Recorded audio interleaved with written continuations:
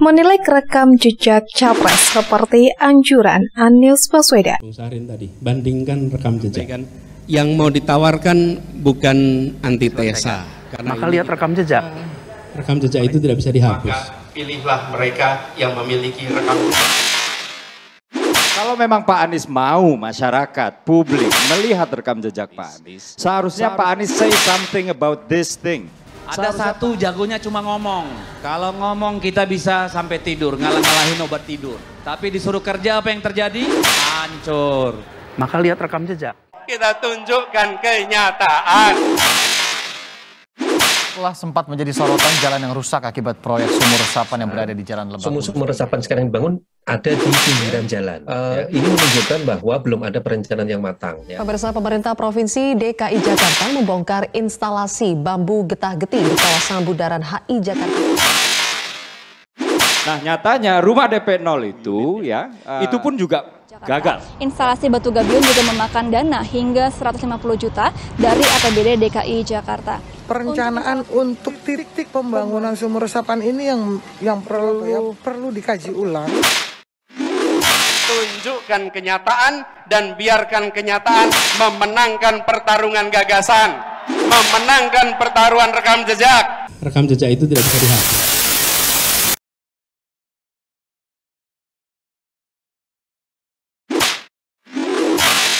Salah satu pernyataan atau jawaban bakal calon presiden atau capres Anies Baswedan yang sering diungkapkan ketika ditanya soal politik identitas adalah agar publik melihat rekam jejak, bukan melihat dari tuduhan dari lawan politik. Melihat rekam jejak berarti kita harus melihat apa yang telah dilakukan seseorang, bukan melihat dari tuduhan atau pandangan orang lain terhadap seseorang. Pandangan Anies ini cukup menarik dan fair. Jika kita ingin menilai seorang pemimpin, memang harus melihat rekam jejaknya, bukan dari berbagai tuduhan orang lain terhadap seseorang yang akan dinilai. Konteks keberadaan sosok Anies Baswedan tidak bisa dilepaskan dari Pilkada 2017 yang mencekam itu, karena saat itulah nama Anies Baswedan melambung tinggi, menjadi harapan umat Islam katanya. Kata umat Islam di sini diberi tanda kutip karena tidak semua umat Islam memiliki sikap yang sama. Kemenangan Anies Baswedan pada saat Pilkada 2017 memang sangat fenomenal. Ia tidak pernah memenangkan hasil survei, namun terbukti bisa memenangkan Pilkada itu. Inilah salah satu sebab yang membuat Anies sebagai capres untuk Pres 2024 tetap bersemangat meskipun survei selalu paling buncit. Namun harus diingat oleh Anies bahwa situasi dan kondisi kemenangan Anies dalam Pilkada DKI Jakarta 2017 tidak akan sama dengan Pilpres 2024. Pertama, Indonesia jelas tidak sama dengan Jakarta. Lingkup medan pertarungan bukan dari Tanjung Priok ke Kebon Raya Baru, bukan dari Kalideres ke Jatinegara, melainkan dari Aceh sampai Papua. Penduduk bukan 10 juta, melainkan 280 juta. Kedua, kemenangan Anies Baswedan disebabkan karena lawan utamanya yakni Ahok sedang dalam masalah besar saat itu yang dituduh melakukan penodaan agama dan sedang diadili. Ahok sebagai keturunan Tionghoa yang beragama Kristen kedudukannya makin lemah.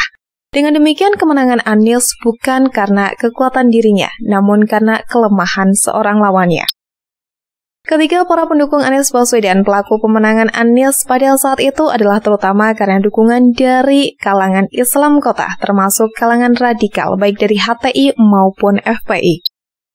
Peran pemimpin FPI Habib Rizik Syihab sangat besar dalam memenangkan Anies. Ini dua organisasi HTI dan FPI telah dibubarkan, sementara Rizik Syihab sendiri hingga kini belum memberikan dukungan secara terbuka kepada salah satu capres.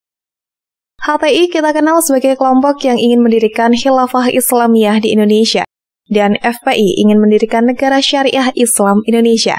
Dua kelompok ini jelas anti-Pancasila. Pencalonan Anies Baswedan sebagai Gubernur DKI Jakarta terjadi setelah ia diberhentikan oleh Presiden Joko Widodo sebagai Menteri Pendidikan dan Kebudayaan. Anies yang semula adalah pendukung Jokowi kemudian menyeberang ke lawan politik Jokowi, yaitu Prabowo Subianto. Bersama Prabowo, Anies kemudian juga bergabung dengan pimpinan FPI, Habib Rizik Syihab. Hubungan mesra Anies dan Prabowo ternyata tidak lama. Keduanya mulai renggang setelah Prabowo bergabung dengan Presiden Jokowi pada 2019. Sementara Rizik Syihab dan juga Anies juga renggang setelah Rizik masuk penjara pada masa pandemi. Dari sekutu Prabowo Subianto dan Rizik Syihab, Anies kemudian berpaling dan menjauh dalam pelukan Ketua Umum Partai Nasional Demokrat Surya Paloh. Nama terakhir inilah yang mencalonkan Anies Baswedan sebagai presiden dan bahkan mencarikan jodoh untuk calon wakil presiden yakni Caimin. Perpindah-pindahan afiliasi politik yang sangat ekstrim ini sebenarnya telah dilakukan Anies Baswedan sejak lama. Inkonsistensi ini, bila kita runut lebih jauh, telah terjadi jauh-jauh hari di masa lalu dalam karir politik Anies Baswedan. Kemudian sementara itu rekam jejak Prabowo Subianto sendiri yang cukup menonjol adalah saat ia menjadi Korps Pasukan Barat Merah atau Kopassus.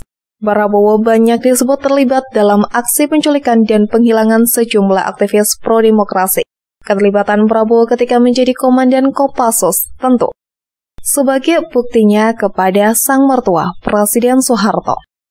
Dalam karir politiknya, Prabowo Subianto pernah bersekutu dengan Megawati Soekarno Putri sebagai calon wakil presiden pada 2009. Ayah Megawati Soekarno Putri, yakni Bung Karno, adalah salah satu musuh politik dari mertua Prabowo, Soeharto.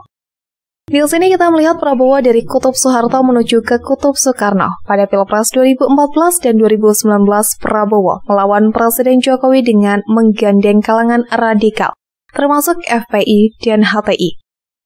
Di sini Prabowo berlari menuju kutub yang lain kaum radikal, melawan Jokowi anak ideologis Bung Karno. Langkah Prabowo ini mirip dengan apa yang dilakukan oleh Anies Baswedan. Lebih tepatnya, Anies Baswedan mengikuti langkah Prabowo Subianto. Namun haluan politik Prabowo berubah setelah pemilu 2019 dan kini menghadapi Pilpres 2024. Prabowo tidak lagi bersama FPI dan Rizik Syihab, namun bersama Jokowi. Puja-puji Prabowo kepada Jokowi tidak pernah berhenti menjelang Pilpres 2024.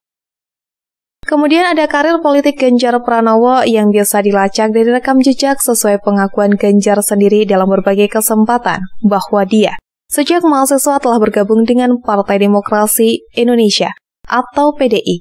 Waktu itu belum ada kata perjuangan. Ketika Megawati mendirikan PDI Perjuangan, Ganjar mengikuti arah Megawati sebagaimana sebagian besar kaum nasionalis pengagum Bung Karno. Ganjar pun kemudian berhasil menjadi anggota DPR RI selama 2 periode dengan kendaraan PDI Perjuangan. Setelah itu, Ganjar berhasil pula menjadi Gubernur Jawa Tengah selama 2 periode bersama PDI Perjuangan. Ketika ada kabar koalisi antara Golkar, P3 dan PAN 2021, banyak yang beranggapan bahwa koalisi itu untuk menampung Ganjar Pranowo yang elektabilitasnya tinggi, namun tidak segera dicapreskan oleh PDIP. Koalisi ini pun mencoba untuk menggoda Ganjar Pranowo agar mau bergabung. Pada kenyataannya, Ganjar Pranowo tidak tergoda, ia tetap memilih bersama PDIP. Ketika Ganjar Pranowo dikuyo-kuyo oleh rekan separtainya yang disebut dengan istilah kemajon dan disindir sebagai pemimpin medsos, Ganjar Pranowo tidak pernah balik menyerang partainya. Gubernur Jawa Tengah itu tetap tunduk dan patuh kepada pimpinan PDI Perjuangan Megawati Soekarno Putri. Dari rekam jejak ini, Ganjar Pranowo sejak mahasiswa berkarir sebagai anggota DPR RI sebagai Gubernur Jawa Tengah menempuh jalur yang linear. 1 garis lurus, nasionalisme. Ia tunduk pada ajaran Bung Karno, tunduk pada putri Bung Karno, Megawati Soekarno Putri, tunduk pada putra ideologis Bung Karno, Joko Widodo. Sesuai dengan anjuran Anies Baswedan, memang kita harus melihat rekam jejak pemimpin sebagai suatu kenyataan politik, bukan dari tuduhan lawan. Dengan logika ini, marilah kita lihat rekam jejak 3 capres dalam hal konsistensi afiliasi politik atau patron politik. Celakanya, afiliasi politik ini sedikit banyak merepresentasikan ideologi politik mereka masing-masing. Jika kita melihat Anies Baswedan, maka bisa dilihat bahwa tidak ada kepastian dengan siapakah Anies akan bekerja sama jika kelak memenangkan Pilpres. Apakah Anies akan tetap setia dan terus bersama Surya Paloh atau bahkan menggandeng kembali Rizik Syihab? Apakah Anies Baswedan akan kembali kepada Prabowo Subianto ataukah kepada Presiden Joko Widodo? Tidak ada kepastian, tidak ada rekam jejak dari Anies Baswedan sebagai orang yang setia dan juga konsisten dengan ideologi Pancasila. Inilah kenyataan, bukan tuduhan. Begitu pula pertanyaan besar akan menggantung kepada Prabowo. Apakah mantan Danjen Kopassus ini akan terus memuja Presiden Jokowi sebagai guru politiknya seperti yang terus dilakukan sekarang ini? Atau apakah akan rujuk kembali kepada Rizik Syihab? Di sisi lain kita melihat dengan siapakah Ganjar Pranowo bekerja sama. Jelas Ganjar akan membawa ideologi nasionalisme dan Pancasila. Ia akan tetap bersama PDI Perjuangan dan bekerja sama dengan semua kalangan yang ingin memajukan bangsanya, sesuai dengan rekam jejaknya. Ganjar tentu akan bekerja sama dengan Presiden Jokowi meneruskan program kinerja Presiden Jokowi, karena Jokowi memiliki rekam jejak bekerja sama dengan erat bersama NU Muhammadiyah. Ganjar tentu juga akan melakukan hal yang sama.